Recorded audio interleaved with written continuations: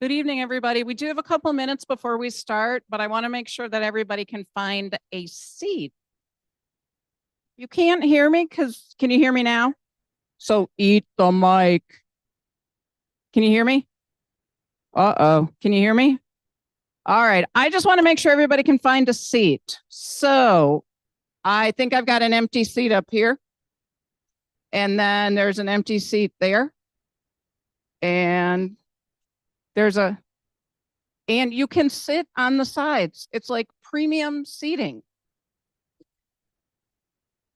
All of you that sit in the absolute back row at church. I know you, I've been there.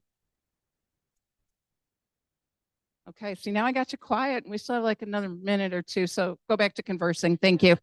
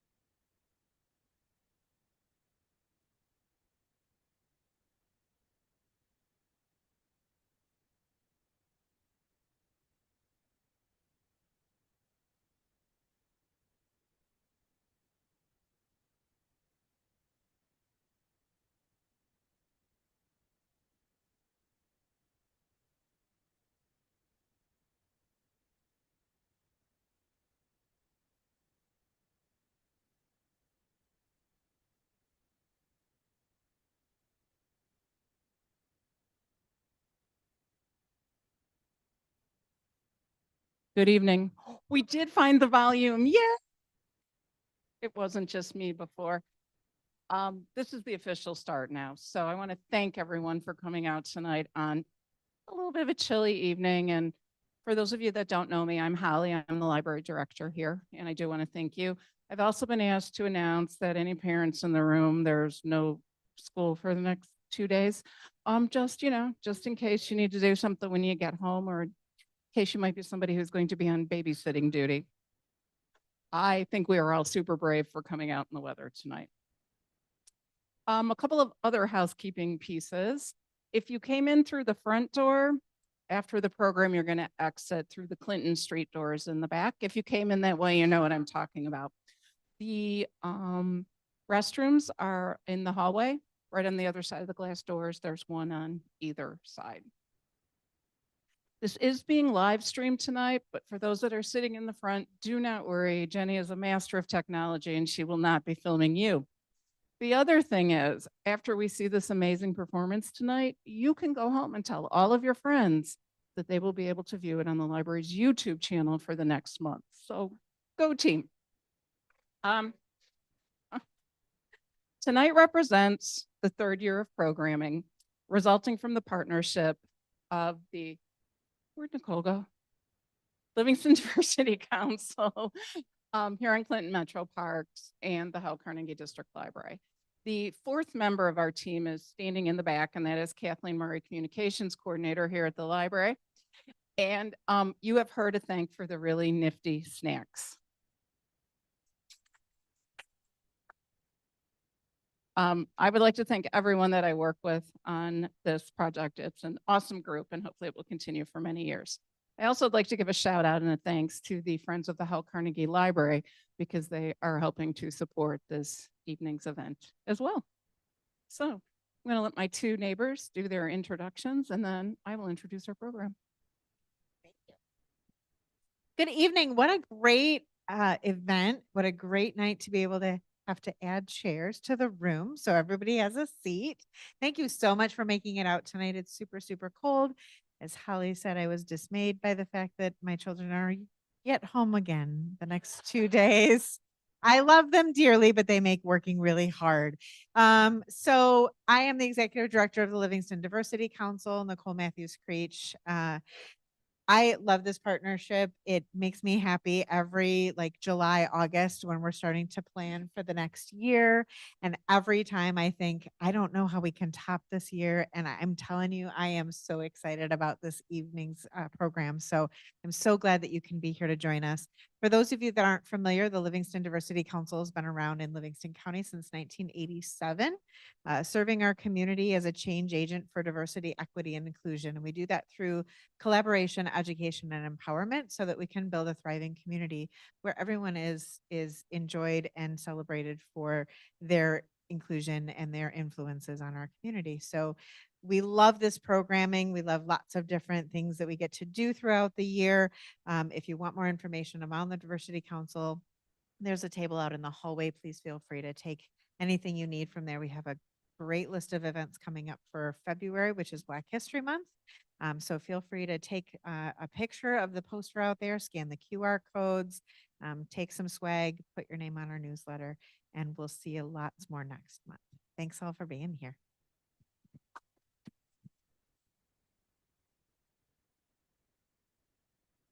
Good evening. Thank you for coming out on this really cold, cold night. But as a parks person, I'm loving this cold. Does that mean you won't have chicks on the trails next year? I mean, this year, yeah. So I am Artina Carter. I am the chief of DEI for the Metro Parks. I am so honored to be here. This is our third year doing this partnership, and we've been having a great time. It's a little bit easier every time. Yeah, just a little bit easier.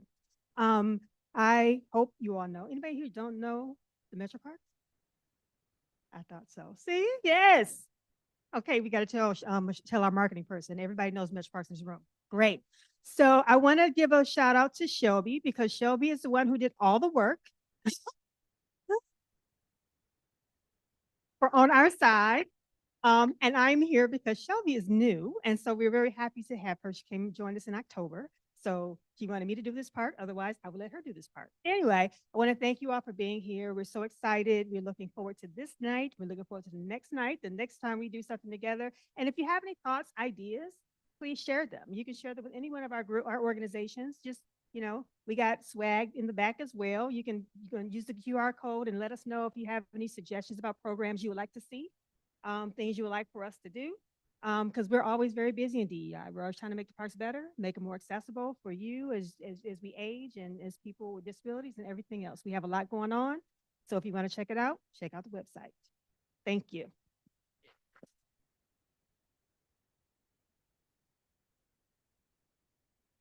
Now on to the real reason that we are all here tonight. I would like to introduce Mr. Marvin Jefferson. Mr. Jefferson has an extensive background as a professional actor, director, educator, and living history scholar, studying the lives of Paul Robeson and Martin Luther King Jr. Since 1997, he has engaged audiences across the country with his popular Chautauqua performances of these two important historical figures. He attended and studied acting at the Mason Gross School of Arts at Rutgers University.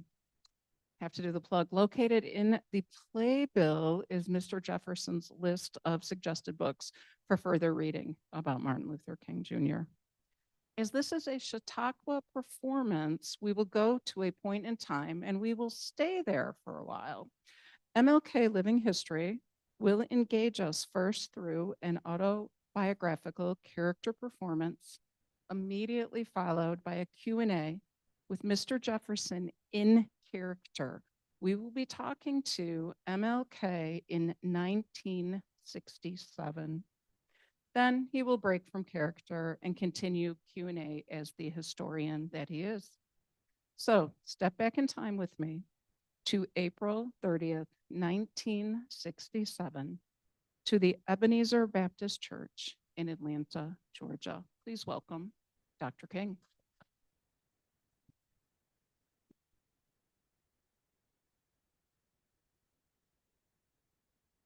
I don't normally have an interview prior to a sermon, but you are from Morehouse, yes? Okay, well, you have a seat there, Mr. Cook. Now, I wrote for the Maroon Tiger in 1947. I can't remember exactly what I wrote, but I know it had something to do with injustice. Now, do you have your tape recorder? Well, that's good, because I may need you to edit some things, not because I believe in censorship, but, well, I want to make sure I'm clear and concise, because as you know, I haven't had a lot of good press lately. Now, what I'm not going to do is talk about the sermon, because you're going to stay for that, and in regard to my opposition to the war. I'm also not going to talk about the Southern Christian leadership focus on economic justice. We'll talk about that tomorrow. But I did write down some of the questions you had. And so I could, think about it and know how to answer. The title of the article is The Political and Spiritual Journey of the Reverend Dr. Martin Luther King Jr. And the first question I find very interesting is, how did I arrive here? Now, you being from Morehouse, I'm assuming you mean, how did I arrive here in terms of my views of the war and in terms of SCLC's focus on economic justice, because just at face value, how did I arrive here? Well, I arrived here by car. But you being from Morehouse, I'm assuming you mean the former, not the latter. How did I arrive here? Well, I tell you, Mr. Cook, between the year I was born, 1929, all the way to December 1st, 1955, a date you shouldn't, I would say that my life seemed like a great big Christmas present, ready to be opened up. I was born in Atlanta, Georgia, on Auburn Avenue, Sweet Auburn, where the Ebenezer, resides. And I had a very loving family, a very loving and supportive family. I suppose that's why love is not an abstract idea to me, because my family was very loving and supportive. My father, the Reverend Martin Luther King Sr., my mother, Alberta Williams King, my grandmother, Grandmother Williams. Now, I believe I was her favorite, but the other children may have something to say about that. And we called her Mama. We called our mother, Mother D. And of course, my older sister, Christine, and my younger brother, A.D., Alfred Daniel. And again, it was a very supportive, very loving household. Now, my mother, very sweet-natured woman, she had a very calming effect on the family. In fact, I don't ever remember there being an argument or or disagreement. She just had that way about it. Now, she was emphatic when it came to telling the children that we're just as good as anyone else and for no one or no situation to make us feel different. But again, she had a very sweet nature. I know I took on some of that, just as we all take on some of the characteristics of our family. Now, my father, he was very loving too, but he expressed his love in a different kind of way. He could be very curt, very direct, very to the point. And he was this way with black or white, didn't matter. And well, let me give you an example. When I was very young, I was riding in the back seat of the car. My father was driving it. And I suppose he ran a stop sign. And so a white police officer came to the window and said, "Boy, don't you realize you ran a stop sign?" And my father immediately pointed back at me and said, "That there's a boy. I'm a man. I'm Reverend King. If you continue to talk to me in this manner, I'll pretend you have nothing to say." Well, the police officer was so flustered, he hurried up, wrote the ticket, and gave it to my father. That's the way my father was. He had a very low tolerance for injustice and disrespect. Now, my father was the disciplinarian of the family. Oh, yes, I must have received whippings until I was around 15 years old. And on one such occasion, when he was administering the corporal punishment, this sort of spilled out into the front porch. I believe my father said something to the effect of, "Boy, I'm going to beat you till you become somebody, if it kills." Now, when he said that, my friend Howard, who lived next door, was looking down on this. And when my father said it, Howard thought it was the funniest thing in the world. And so my father stopped dealing with me and looked up at Howard and said, oh, so you thought that was funny. Now, Howard knew enough to say, "Oh, no, sir, no, sir." He said, "You know what I'm trying to tell this boy? I'm trying to tell him I'm going to beat him till he becomes somebody. If you continue to laugh, I'm going to help you to become somebody." Now, this is a true story. My father called up Howard's mother, told her what happened, and asked her to send Howard over. Well, I suppose to teach him how to become somebody. What happened to Howard? Howard became one of the maybe first Negro police officers in Atlanta, Georgia. I suppose my father taught him how to become somebody. My family was very good at sheltering us from the harsher aspects of segregation. But if you are a black child growing up in the segregated South, eventually you are going to encounter segregation. And although I've done this a few times, there are two times that are very memorable. Now, first time I was very young, and there was a store across the street from where we lived, and it was owned by a white family, and they would oftentimes bring their son. And he, I would say, was my first friend, and we played all the time. But one day I went to play with him, and he was sitting on the stoop, rather sullen, and I said, "Well, what's wrong?" He said, "I can't play with you anymore." Well, why? He said, "Because my folks don't want me playing with colored boys."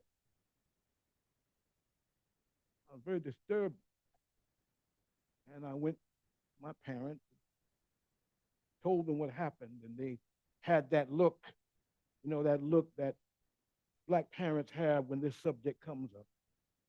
And they sat me down and they told me the history of slavery and segregation. And my mother was emphatic. She said, "You're just as good as anyone else, and don't let anyone make you feel differently." But already a conscious or an unconscious bitterness started forming in my mind in regards to all white people, a hatred. And then my folks said, because we were Christians, we had to love our white brethren, not love what they did, but in spite of what they did. And I couldn't understand that. I couldn't understand how I could love someone who didn't love me. Now, I myself had this thing happen, a variation of it, with my firstborn, my daughter, Yolanda. Now, I'm sure you know about Fun Town. Oh, yes, the amusement park. And every time we would see a billboard sign when we were driving or it came on the television, oh, my daughter was so, oh, Mommy, Daddy, I want to go to Fun Town. Why can't I go to Fun Town? Please, I know I'm going to go. And me and Mrs. King would either be very silent or we would gently, very gently change the subject. Well, one day it came on television and she was emphatic. Oh, Mommy, Daddy, I want to go to Fun Town. When can we go to Fun Town? You know, Mr. Cook, I have been told that I speak eloquently on various subjects. I found myself stuttering and stammering, trying to explain to my baby, my little girl, why she couldn't go to Fun Town. You see, sweetheart,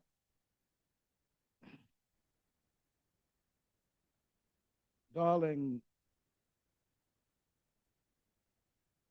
they do not allow Negro children to go to Fun Town because it's a segregated amusement park. And that's why you're not able to go. But I promise you that your father's going to do everything in his power to make sure that you and all other Negro children get to Fun Town.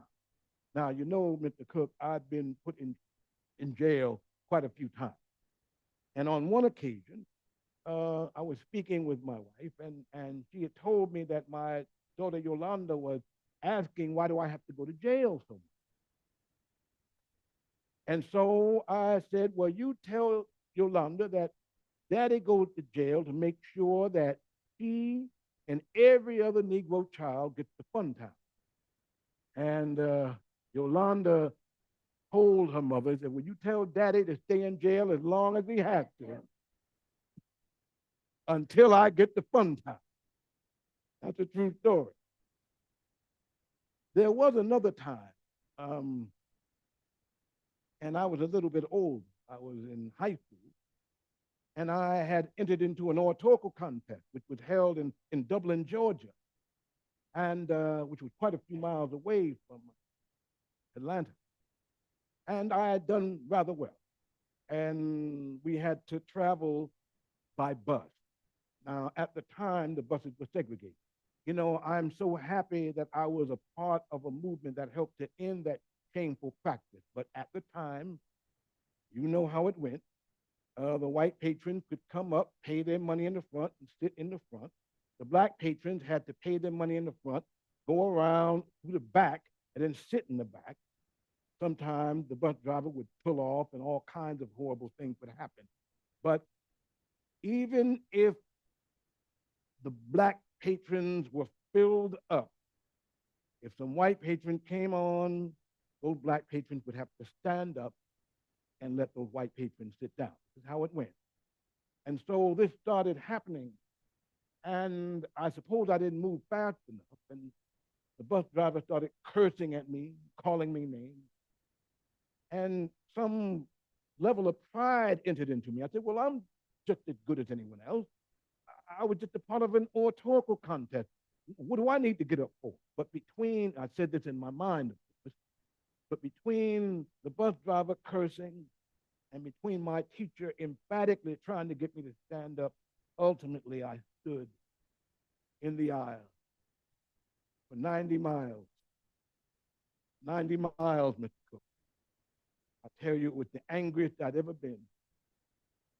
But despite those and other instances, my folks did a pretty good job in sheltering us from the harsher aspects of segregation.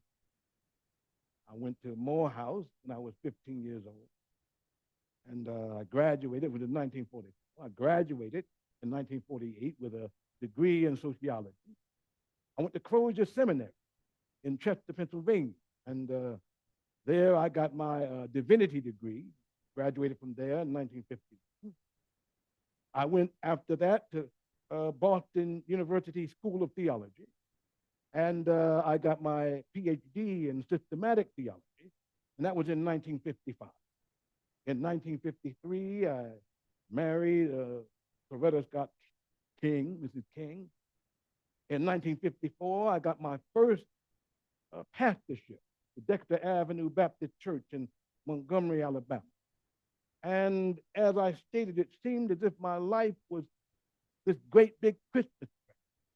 But three things ended my Christmas present reality. One was in 1954, the Brown v. Board of Education. The Supreme Court ruled that segregation was against the Constitution, unconstitutional. But we knew that segregation, as far as education was concerned, but we knew that segregation was unconstitutional, period. Segregation was on its deathbed. The only question was how expensive the white power structure wanted to make the funeral. 1955, the macabre and evil lynching of Emmett Till galvanized Black people all over the nation, and it let the nation and the world see how it was to be treated in the South, how Black people were treated badly and horribly in the South and other places in the United States. And of course, December the 1st, 1955, in my own backyard in Montgomery, Alabama, a brave woman by the name of Rosa Parks took a stand by sitting down. And in her doing that, it sparked a movement. And this movement inspired movements all over the country and all over the world. I was chosen to be president of the Montgomery Improvement Association, the MIA. Now, I did not choose that. I did not want it, but as it came to me, it kind of came to me, I had to do it. Didn't have much of a choice. And that officially ended my Christmas present reality. Now, there is another question that you have that I thought was quite interesting. How has this movement impacted my faith? That's a good question, Mr. Cook. January 27th, 1956. Now, I know that date is obscure and doesn't mean a lot to many people, but it means a great deal to me. You see, when we started the Montgomery bus boycott, we thought it would just be a week, no more than two. And what we were asking for initially was merely a gentler form of segregation. But the city fathers were so stubborn. They didn't want to give any concession. And so we decided that we were going to end bus segregation altogether. And when the white power structure saw that the Black people meant business, they started doing some very nasty things. One of the things they did was to arrest and harass anybody involved with the MIA or anybody helping to assist the boycott.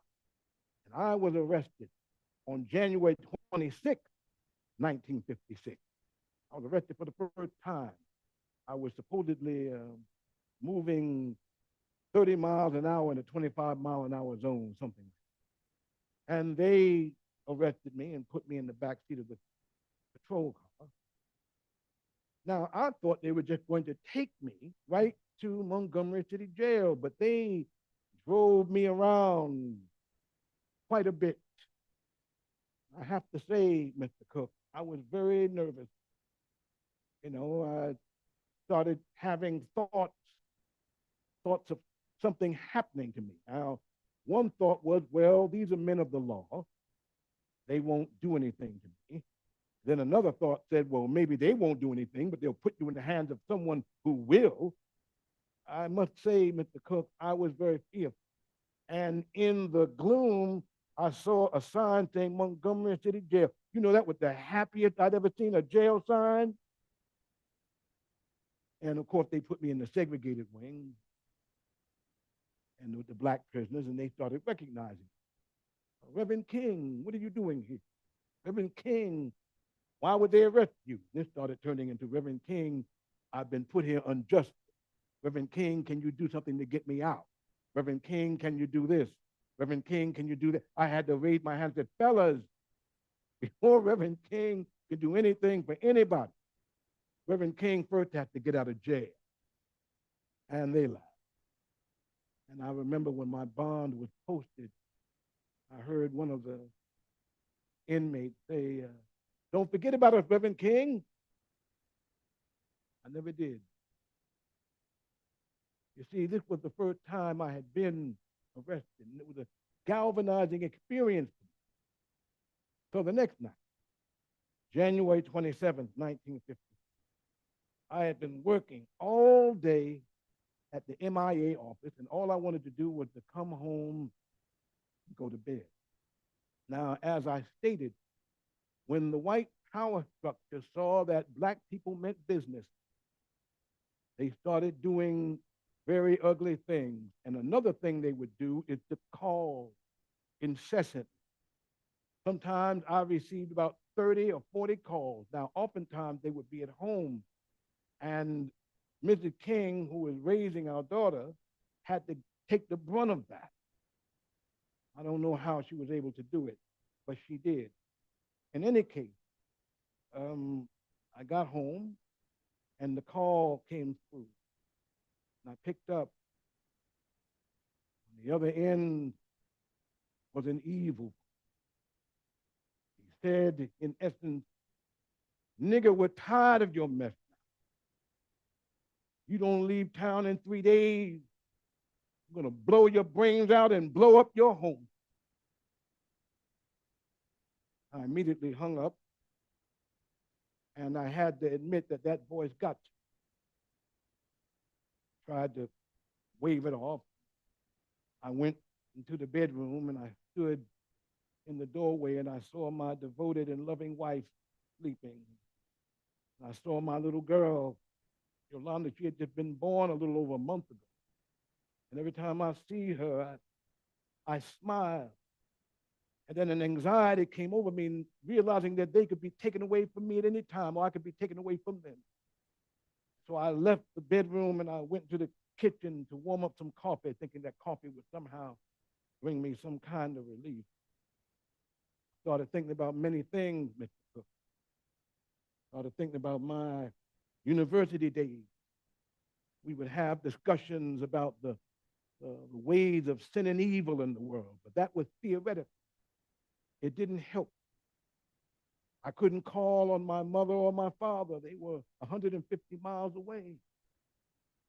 I had to call on that person that my father would often preach about, that person who could make a way out of no way.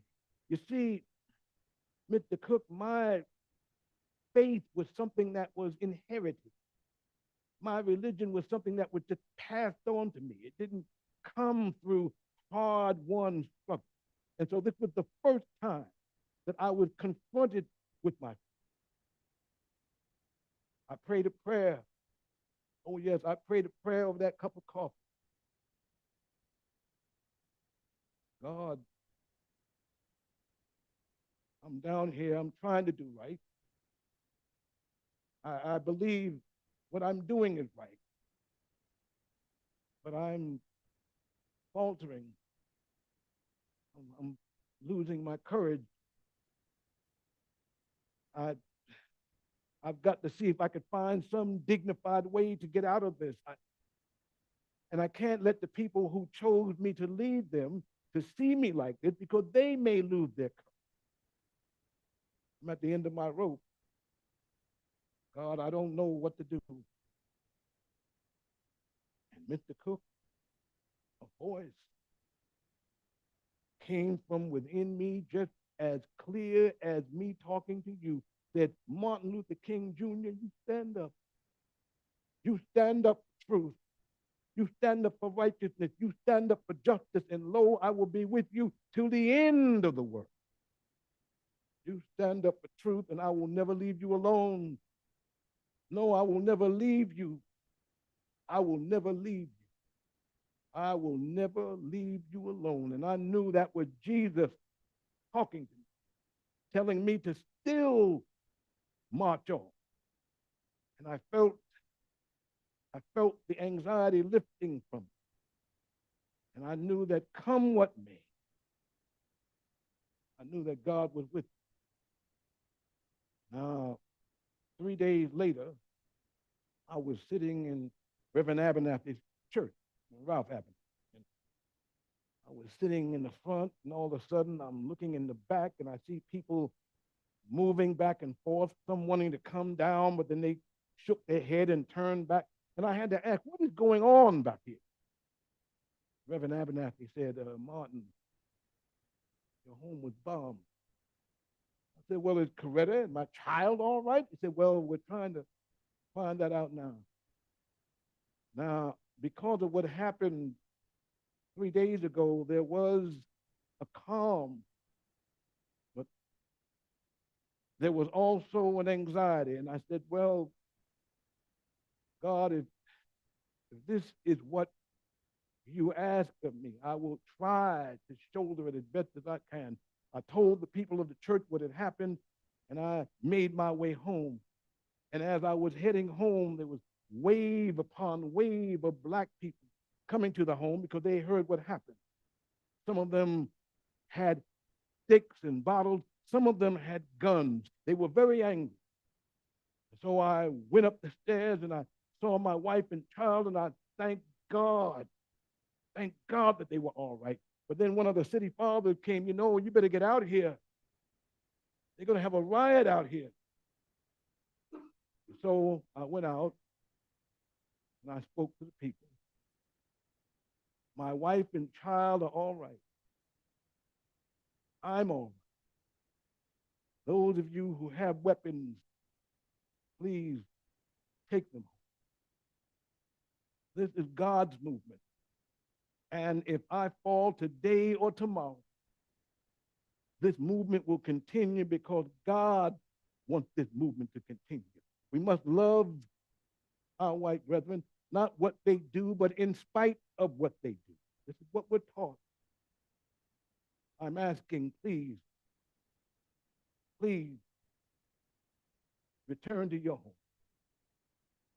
Then the city father came up and he started trying to explain it, and people started getting angry again. I said, please let them say what they have to say. We're all right.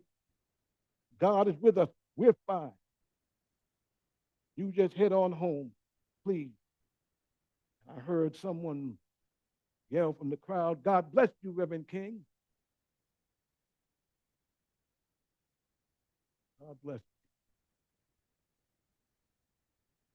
you. We stayed at a friend's house, and I was sitting up in the bed, and I was looking at the window and the street lamp in the distance, and an old feeling came over me. A bitterness, a hatred, that same feeling that I felt when I was standing in that aisle, those 90 miles, came over me. What kind of people would bomb someone's home and try to murder their family? What kind of people are these? Then another voice said, now, Martin, you can't hate them because hate is too great a burden to bear. Now, you work on that system. You hate that system. You can hate the deed. Don't hate them. They know not what they do. And that, Mr. Clark, is how this movement has impacted my faith. Now, there have been plenty of other times that I've had moments of tension and anxiety, but I always hearken back January 27th, 1956. Now, I got a sermon to do. Could you do me a favor, Mr. Cook? All of that I was talking about as it relates to my father and the whippings and things like that. Could you edit that? Well, I'll tell you why. You see, my father also went to Morehouse, the Morehouse alum, and he may decide to pick up the Maroon Tiger. And if he reads that, well, he may try to help me to become somebody again.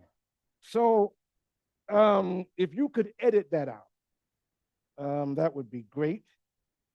Now, you're going to stay for the sermon, yes? Good. And so you and I will talk, bear with me here. You and I will talk further regarding the sermon, and we'll talk tomorrow regarding economic justice. So thank you, Mr. Cook, and I'll see you soon. Take care.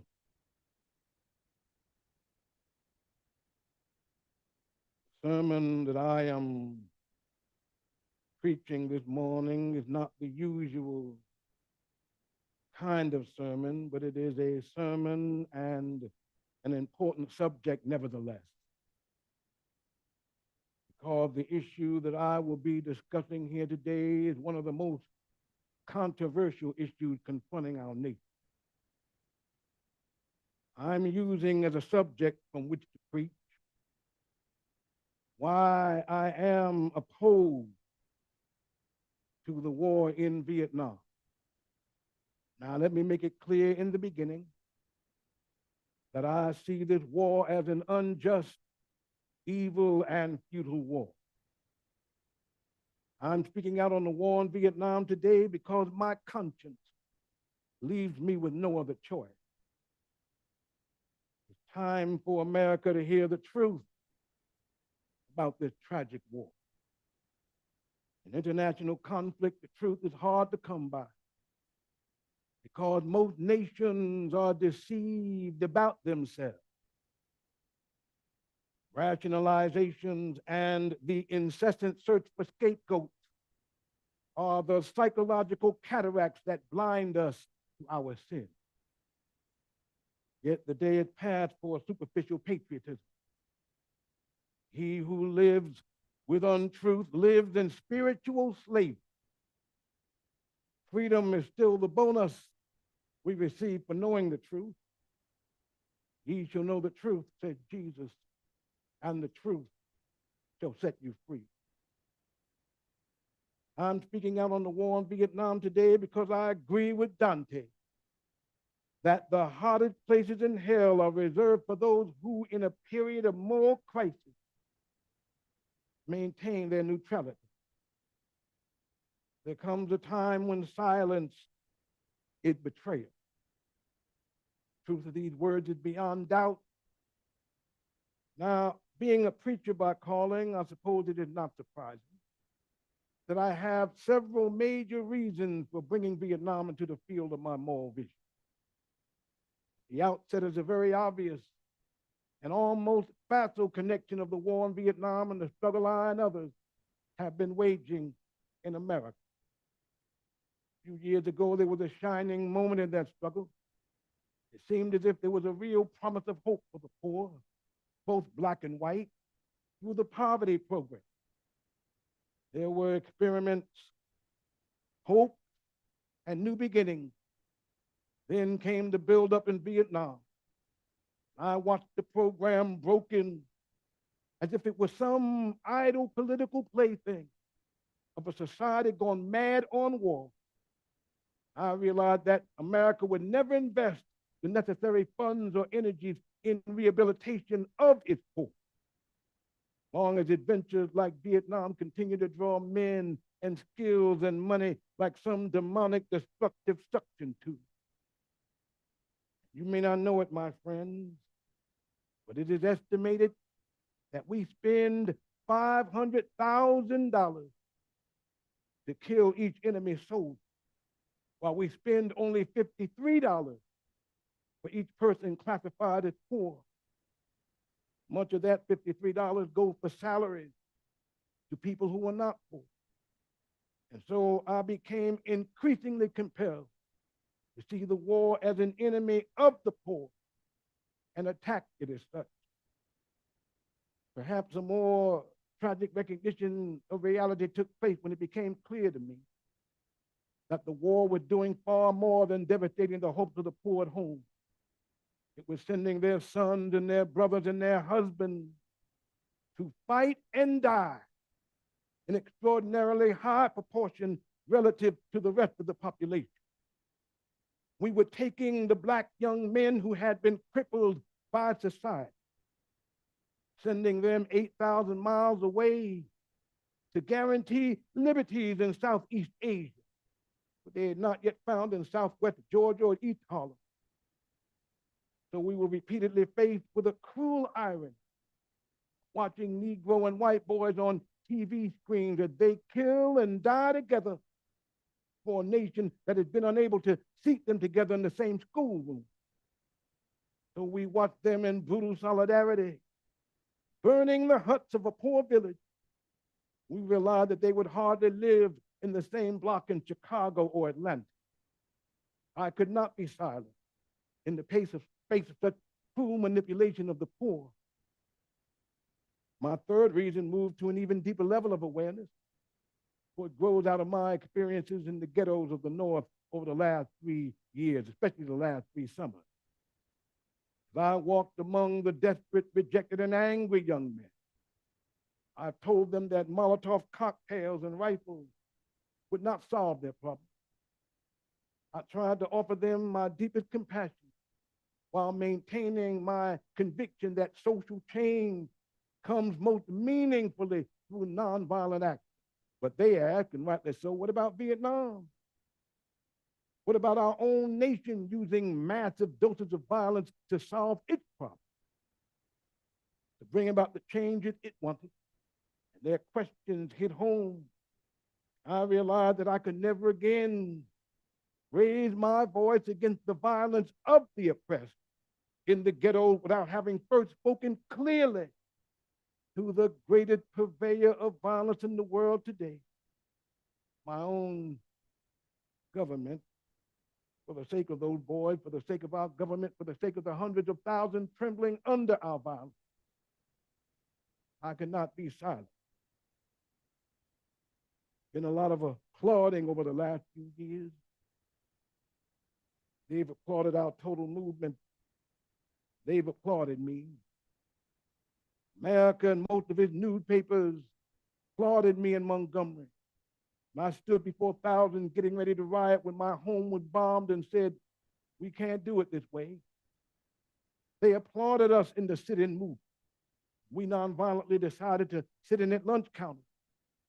They applauded us on the Freedom Ride when we accepted blows without retaliation. They praised us in Albany, Birmingham, Selma, Alabama. Oh, the press was so noble in its applause and so noble in its praise when I was saying, be nonviolent toward Bull Connor. When I was saying, be nonviolent toward Jim Clark. There's something strangely inconsistent about a nation and a press that will praise you when you say be nonviolent toward Jim Clark, but will curse and damn you when you say be nonviolent toward little brown Vietnamese children. Something wrong with that press. Now, let me tell you the truth about it. Vietnamese people must see Americans as strange liberators. You realize that the Vietnamese people proclaimed their own independence in 1945 after a combined French and Japanese occupation. And incidentally, this was before the Communist Revolution in China. They were led by Ho Chi Minh. This is a little known fact. These people declared themselves independent in 1945.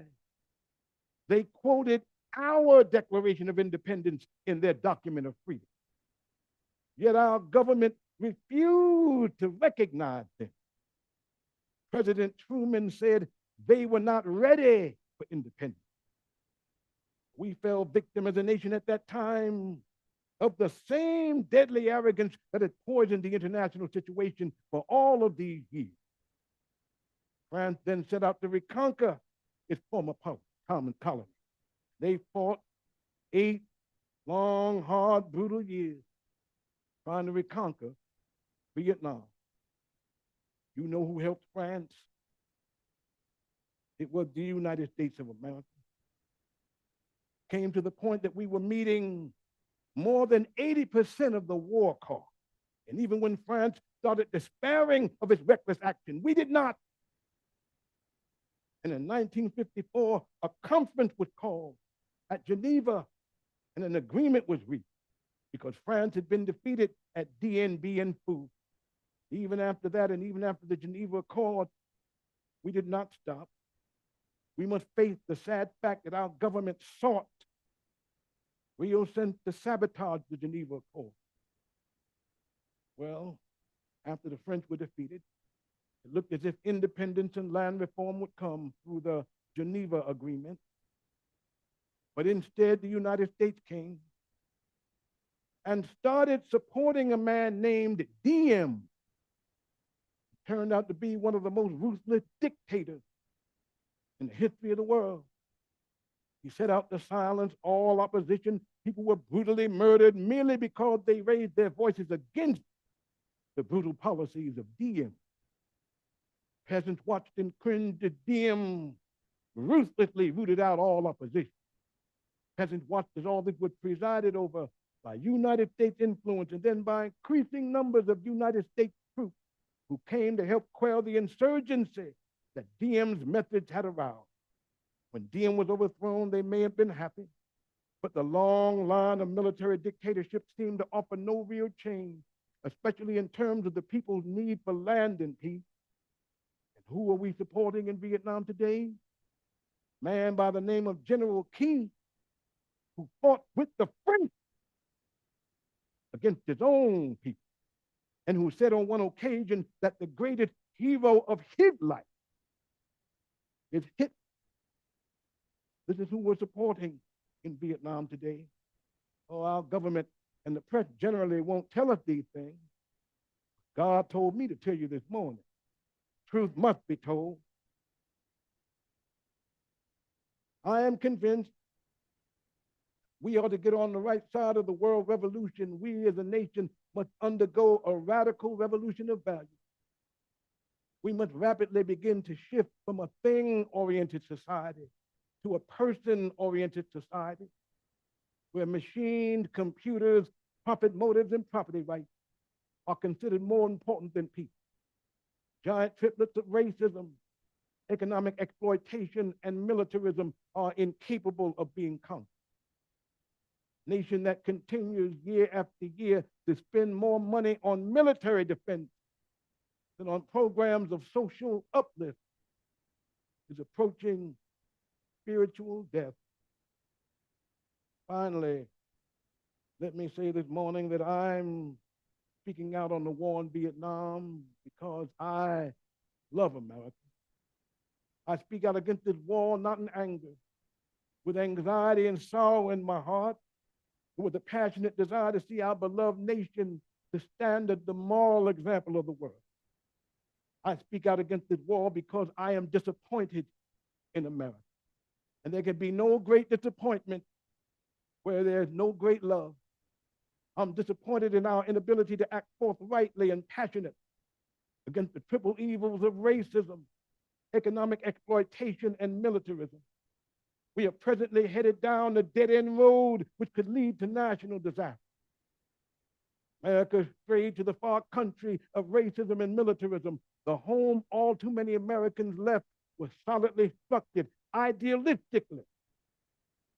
Pillars were soundly grounded in the insights of our Judeo-Christian heritage. All men are made in the image of God. All men are brothers. All men are created equal. Every man is an heir to a legacy of dignity and worth.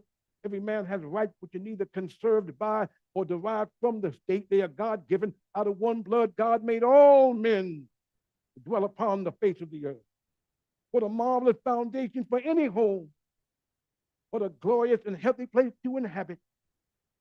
America strayed away, and this unnatural excursion has brought only confusion and bewilderment.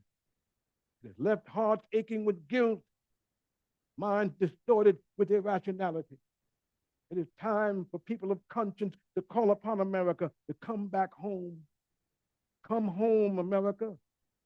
Omar Khayyam is right, the moving finger right, and having grit moves on. I call on Washington today. I call on every man and woman of goodwill all over America today.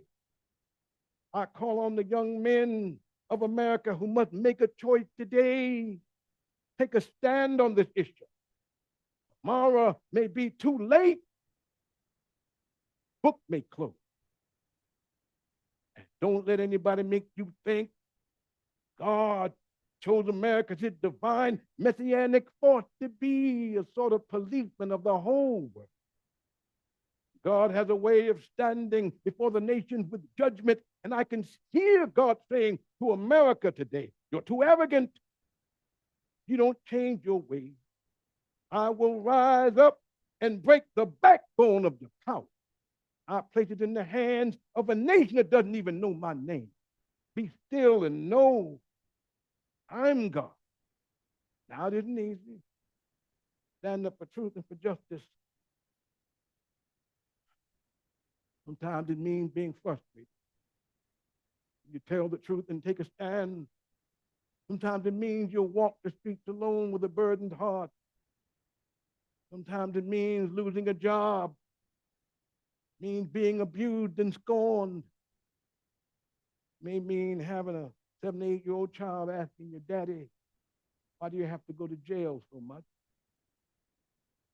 I've long since learned that to be a follower of Jesus Christ means taking up the cross. My Bible tells me that Good Friday comes before Easter.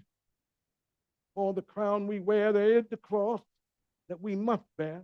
Let us bear it for truth, bear it for justice, bear it for peace. Let us go out this morning with that determination. And I have not lost faith. I'm not in despair, because I know that there's a moral order. I haven't lost faith, because the arc of the moral universe is long, but it bends toward justice.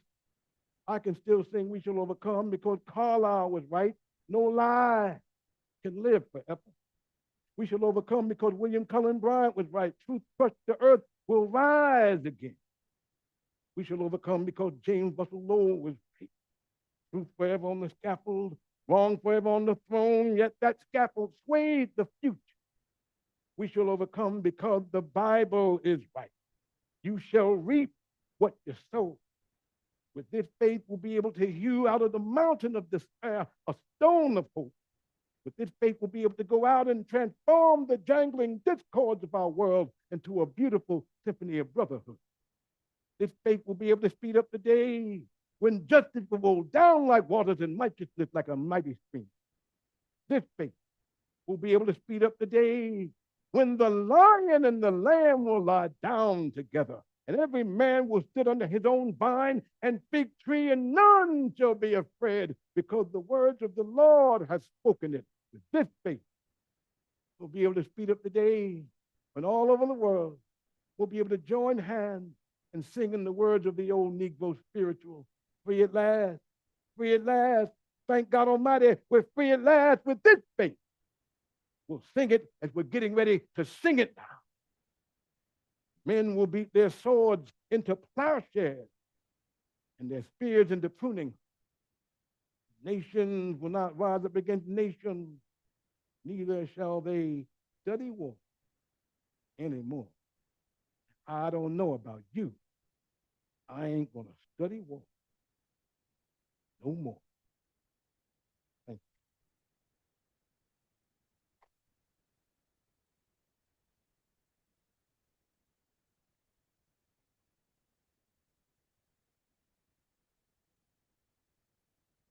you. Now I'm going to open this up here for maybe some questions that folks have.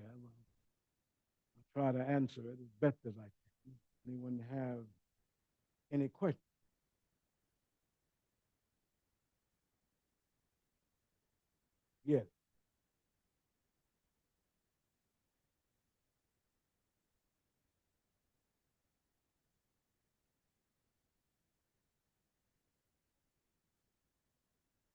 when I speak of, I mean, I abhor violence. But when I speak of pacifism, I'm not an arrogant pacifist because I understand the dilemma of the non-pacifist. But when I think of Malcolm, I realize that Malcolm was moving away from a lot of the early teachings, and his death is a great tragedy because he was opening up and seeing that people, you can't put people in a box, and Malcolm was understanding that. He was withering in his critique, and I understand, Elijah Muhammad, I understand, the need for Black self-determination. I just ultimately feel that, well, there's a lot of talking about the end justifies the means. And people tend to forget that the end is pre-existent in the means. So if your means are that of violence, chances are you will not reach some type of nirvana. There will be violence in your end as well. And that's my issue with the whole concept of violence. It simply does not bring about the changes ultimately that you want in the way that you want. Any other questions? Yes.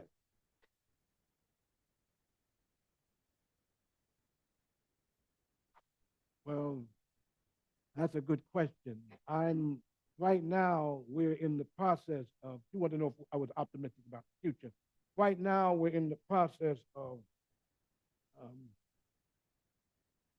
engaging in what I would call the Poor People's Campaign.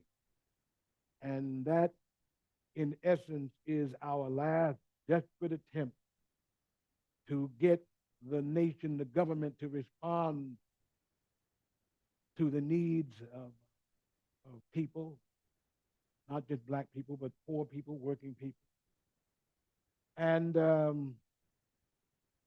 if the government does not respond to this, if they don't respond, then my fear is that this country will be engulfed in violence that we may never be able to turn away from. So I always have hope. I'll always have hope, but it is a cautious hope that we will finally recognize what has to happen, because the way it looks now is not very good. Anyone else? I see someone back here.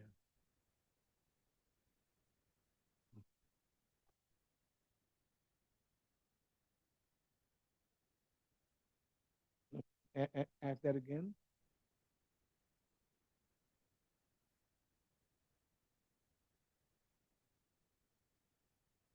Well, I will say that when you're dealing with a sick force like Hitler, for example, war could be, I guess you could call it a negative good. But given the weapons of war now, given the fact that we can blow the earth up about 20 times over now, war, it just doesn't make any sense.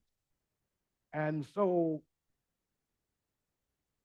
I understand that, you may engage in countries that do not respect, but I'm a believer that a collective house can stand and can bring pressure. The United Nations, the whole concept was when people are, let's say, out of line, there's a way to bring people to the table. But there has to be a realization that war and violence is simply not feasible. It just isn't. And It's a lesson that we have yet to learn. And so, again, my hope is with the young people. My hope is with this anti-war movement. My hope is with the folks who see that this is not the road for us to follow. It just won't work, because once you created one war, and let's say you quote unquote won, then there'll be someone else who you've injured, and they'll want to go to war. I do believe this, that as much as I believe in peace, I also believe in justice. And when there is injustice, that is the breeding ground for war and violence.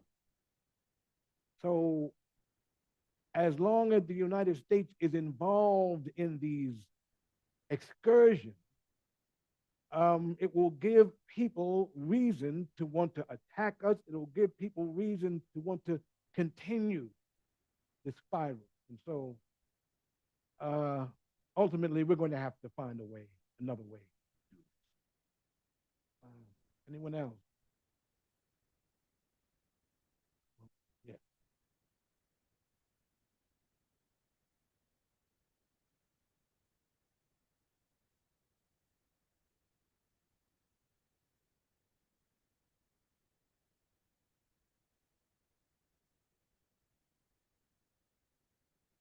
Hmm.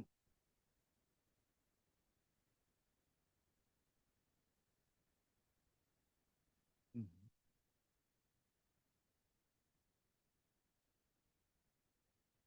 Mhm. Well, I'm still trying to bridge that. But it, it comes down to us understanding, what we have in common as opposed to the differences. These differences were artificially created anyway.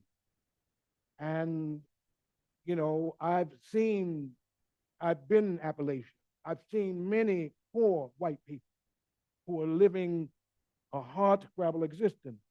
And I've been in the ghettos and I've seen poverty there. I've seen poverty everywhere. And one of the things that we're doing with the Poor People Campaign is to draw upon those things that we have in common, which is our own, I don't want to say oppression, but our own misery in that sense. And so I want to start Marks, Mississippi, and I want to go to the poor whites of Appalachia, the Hispanics of Mexico and the Puerto Ricans, the poor blacks in the South, the poor blacks in the North, and all of us will come to Washington, D.C., and to demand that the economic reality of this country changes. That there's a major redistribution of economic power, because that's something that affects many people. We just have to rid ourselves of this, and many whites have to rid themselves of this racial hierarchy, which is not based on anything truthful. And so that's the struggle. So as I stated, I'm still trying to reach out to them, and some are responding. It is my hope that we'll get a lot to respond for this poor people. Anyone else?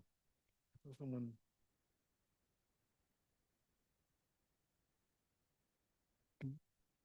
Oh, okay. No, it's not directly related to the current topic, but do you believe it's a sin for one to love another of their own gender? Do I believe? Do you believe it's a sin for one to love another of their own gender? Oh. I believe that, well, here's my view of love. See, oftentimes when we talk about love, when I mention, people tend to think in sentimentality. And I'm not speaking sentimental. I'm saying that you love someone as a human being because God loves you. And so I believe that is necessary in order for us. I hope I'm answering your question. I believe that's necessary in order for us to move forward, because as I would say, we may have come here on different ships, but we're all in the same boat now. And we're either going to learn to, and I'm not talking about like, because God knows there's a lot of people I do not like. But love is coming from a deeper human, that we're all here and we're all children of God, whether we know it or not. So that's what love means to me. And I think that is essential for our survival. I don't know if that was your question. That's what love is for me, not the sentimental thing. That's not what I'm talking.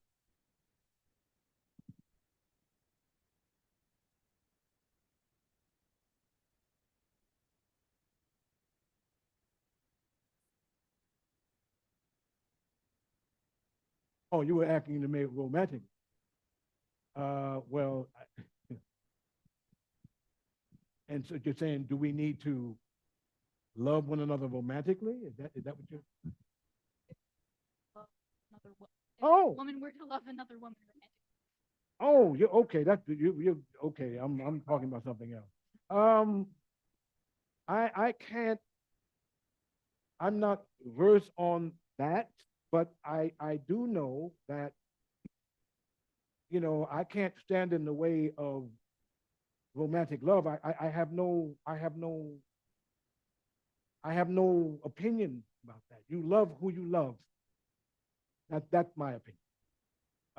That's all I can say. I can't go any further with it because I don't. If that's who you find, then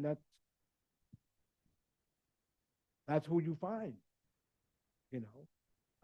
I can't. Everybody can have their own opinions about it ultimately, but I can't tell you. I will not sit here and tell you not to love someone. I won't do that.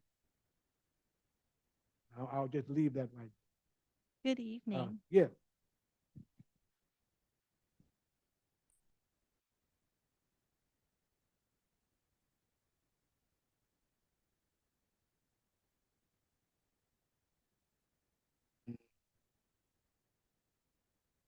Mm-hmm.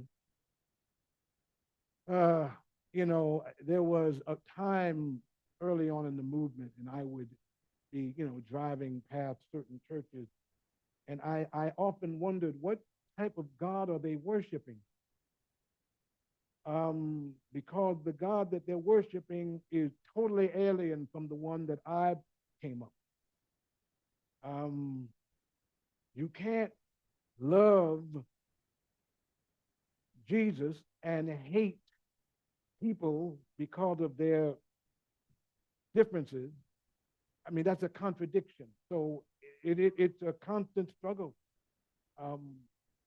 I've saved some of my most withering critiques for the Christian church. As a matter of fact, I would go on to say that communism is a judgment on our unreality, on our refusing to make Christianity what it really should be. And so people go outside of it and find something that I'm not a communist, but you find something that supposedly speaks to all people because their dissatisfaction with the Christian church. So yeah, it's a struggle, very much so to this day. Yes. Good evening. Thank you for being here. My question is about your thoughts on the struggle for changing laws and enforcement of those laws, and the efforts for folks to change heart and mind. So you're changing people's mindsets, and where efforts should go in those two areas. Okay, what are my thoughts as it relates to that? Yeah. So there's the struggle to get laws changed and then to get those laws enforced. But we can have laws on the books, but if people don't buy in and don't agree, it's a piece of paper that doesn't mean anything, or if it's not enforced, that's one thing. And then the efforts for folks that work towards changing hearts and minds. So opening discussions, bringing people in, inviting them in. So just your thoughts on the purpose and usefulness and energy in those areas. Yes, I would say that, you know, ultimately it's going to be education that's going to change these hearts and minds. Communication, us talking to one another and looking at each other as fellow human beings. But I would never give up fighting for legislation because, as I stated one time, I can, legislation can prevent a man from lynching me. He may not love me, but legislation can prevent a man from lynching me or will punish that individual if that individual thinks in that way. So I think they work hand in hand, but certainly education. Education is going to be key, which is why we have to tell the truth about who we are. We have to tell the truth and focus again on our connections. But yeah, it's going to take education ultimately, because as you stated, you can have laws. For example, the Brown v. Board of Education. I mean, the South came up with what they called a Southern Manifesto, how they would not implement in any way, shape, or form this thing, which is why it took a move to make that happen. We have to, nonviolently force people to see the wisdom of ending segregation. And when you hit them in the pocketbook, they saw the wisdom. And so that's what, things like that. But ultimately, education, we have to educate one another, because that ultimately is what will change hearts and minds. Because like you said, you can have legislation, but they may not listen. One more, yes.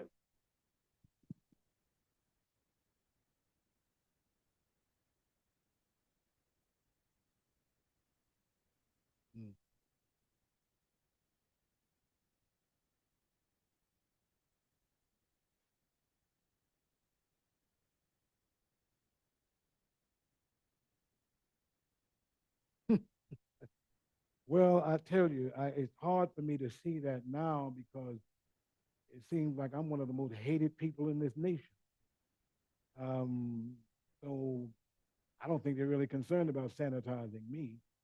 I mean, when I die, they may try to turn that around, which is why I have written and I've given sermons and I've given speeches that, I is recorded. And so hopefully people will listen to that and see what I'm saying, as opposed to them saying something I didn't say. Or, my life is my example. I hope that I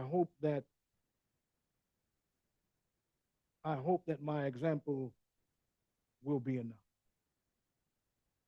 That's my. I think I saw somebody had their hand. Yeah.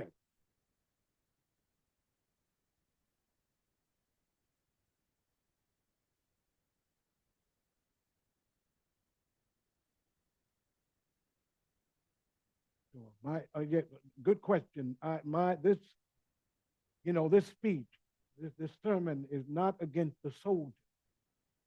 This sermon is for, in anything, I would say that this sermon is to protect the soldier from engaging in wars that, in my mind, are unjust, which I feel war is anyway.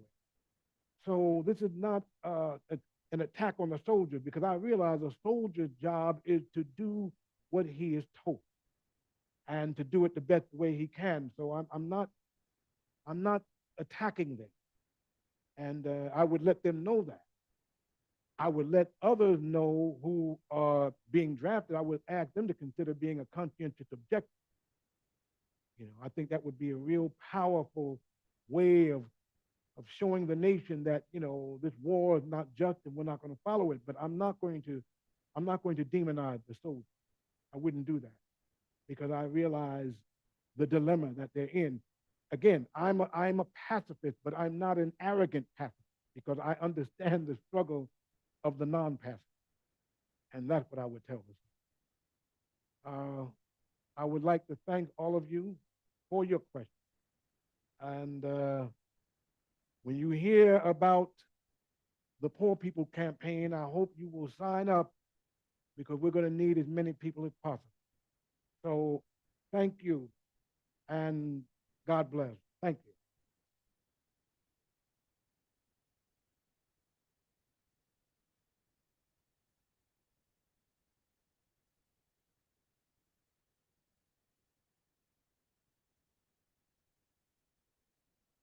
Oh boy. Now thank you. That's a hard act to follow. And you know, when you have the man staring at you, yeah. So does anyone have any questions for me, Marvin Jefferson? Because I got, you know, about, you know, what I do, and anyone? Yeah, yes, sir.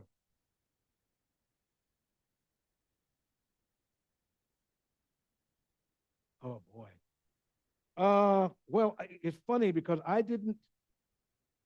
Okay, in 1986, I was asked to perform in a play called Roads of the Mountaintop, which was written by a son of Michigan, that's Ron Milner.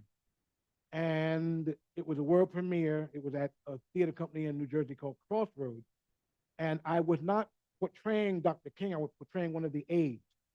I didn't ask. It came to me in 1988. Another theater company asked me to portray Dr. King in a play called The Meeting, which was an imagined meeting between Martin Luther King Jr. and Malcolm X. And I was to portray Dr. King. My ego is not that big where I say, oh yeah, I'm gonna portray Dr. King. It came to me. And so again, in 2000, I said, well, since I had done all the performances of Dr. King, why not include him in the living history? And the speech that I learned came about because my wife was, I don't know if anybody's a real estate person here, but real estate school is long. And so I would come with her, and I had a tape of it. I just listened to it and listened to it and listened to it and listened to it and listened to it. And by the time her class was over, I knew the sermon. So that's how that happened. So I get to what I'm trying to say is that I didn't come to Dr. King. Dr. King kind of came to me. Now, I'm not in any way, shape, or form saying, oh yeah, I was chosen, but no. But someone had said in a documentary, it says, when you are called, you can say either yay or nay. But when you are chosen, you don't have the luxury of saying yay or nay. See, he was chosen.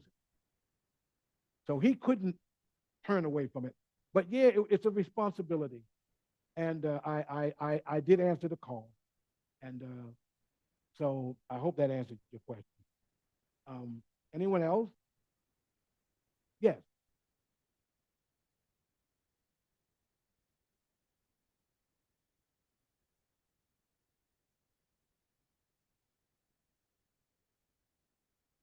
Oh, in terms of Dr. King? Oh, as an actor.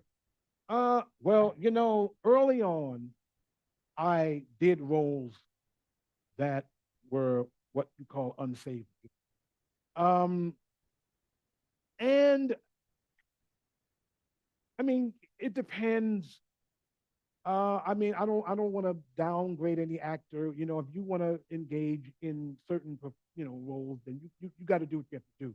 But I've kind of moved away from that, and because for me, acting, it depends. But for me, acting, you have to know how to divorce. This is actor talk. You have to know how to divorce yourself from the role, unless the role is a real beautiful spirit. See, Dr. King is a real beautiful spirit. Paul Robeson is a real beautiful spirit. You know, York is a real beautiful spirit. Louis Armstrong, a real beautiful spirit. So I don't mind having them around. But kind of like when you're doing something that's really, doesn't fit with your spirit. I don't mind doing. Okay, this is on a totally different tangent. When Denzel Washington had done Training Day, at first in the script, they had him survive. Denzel said, no, the wages of sin is death. I'll be more than happy to be as sinful and as backwards as you want, but he got to go at the end. He got to go. And so in that particular instance, I don't mind, because I know that karmically, you can't, no, I don't want to reward this type of behavior. So, it depends, but I haven't had that issue in a while. I've been able to portray roles that fit with my spirit. Anyone else? Any other? Thank you, ladies and gentlemen. Thank you. Thank you.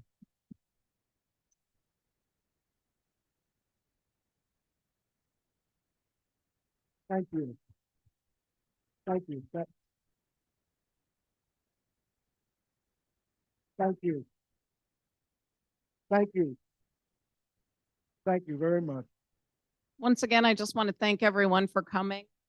And most importantly, there's leftover snacks and we don't want them. So please, if you need a snack for the road, take one with you. Drive safe, stay warm, and thanks for coming. Yes. Get home safely.